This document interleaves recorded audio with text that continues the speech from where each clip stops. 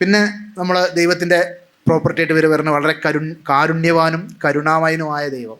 എന്നിട്ട് എന്താ കാരുണ്യവാനും കരുണാമയനുമായ ദൈവം എന്താ ചെയ്യുക? ഏതെങ്കിലും ഒരു പെൺകുട്ടീൻ്റെ മുടി പുറത്ത് കാണുന്നുണ്ടെങ്കിൽ ആ പെൺകുട്ടീനെ നരകത്തിലിട്ട് ഇങ്ങനെ തിളപ്പിക്കും, അല്ലെങ്കിൽ ശവായ പോലെ ഇങ്ങനെ പൊരിച്ചെടുത്തിട്ട് ആ തൊലി പോകുമ്പോൾ വീണ്ടും തൊലി കൊടുത്തിട്ട് ഒന്നും കൂടി ശവായൻ്റെ മെഷീനിലിട്ട് കറക്കും. പിന്നെ തൊലി പോകുമ്പം പിന്നെ ആ മെഷീനിലിട്ട് ഇങ്ങനെ കറക്കണ ദൈവത്തിനെ നമ്മൾ വിളിക്കുന്ന പേരാണ് കാരുണ്യവാനും കരുണാമയനുമായ ദൈവം. അല്ലെങ്കിൽ കാരുണ്യവാനായ വളരെ എന്താ പറയുക സ്നേഹസമ്പന്നനായ ദൈവത്തിന് അനുഗ്രഹം കിട്ടണമെങ്കിൽ ഇതേപോലുള്ള വളരെ നിസാരമായ ശൂലം കുത്തിക്കയറ്റുക, മൂക്ക് ഓട്ടേക്കുക, ചെവീൻ്റെ ഉള്ളിലൂടെ എന്തെങ്കിലും കുത്തിക്കയറ്റുക, അല്ലെങ്കിൽ തൊലിയിൽ മറ്റേ കമ്പിട്ട് മേലേക്ക് പൊന്തിക്കുക, തൂക്കം എന്ന് പറയുക, അങ്ങനെയുള്ള കാര്യങ്ങളൊക്കെ ചെയ്താൽ, അങ്ങനെയുള്ള വളരെ നിസാരമായ ക്രൂരതകളൊക്കെ ചെയ്താലാണ് ഈ കാരുണ്യവാൻ അനുഗ്രഹം നമുക്ക് തരാം. അപ്പോൾ വളരെ കരുണാമയനായ ദൈവമാണ്, പക്ഷെ ചെറിയ ചെറിയ സിമ്പിൾ ക്രൂരമായ കാര്യങ്ങളൊക്കെ ചെയ്താലാണ് അനുഗ്രഹം നമുക്ക് ഈ കാരുണ്യവാൻ്റെ കയ്യിൽ നിന്ന് കിട്ടുക എന്നുള്ളതാണ് മറ്റൊരു കോമഡി.